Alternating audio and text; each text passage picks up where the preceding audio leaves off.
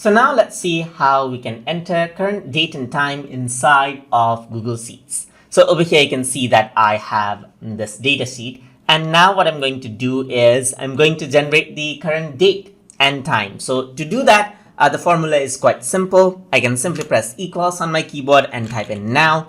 And then if I were to go around and then open and close the bracket, press enter, and there you go. There's the time right here, as you can see.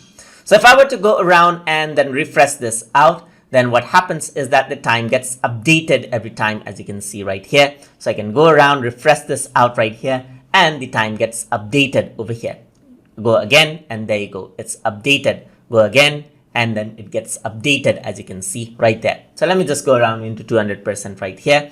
And similarly, you can go around and then just display out today's date only as well. So you can press equals and type in today right here, open and close bracket, and there you go, you have today's date. And that is how you can work around with entering the current date and time inside of Google Sheets. So hope you guys learned something as always. And as always, please like, comment, share, and subscribe.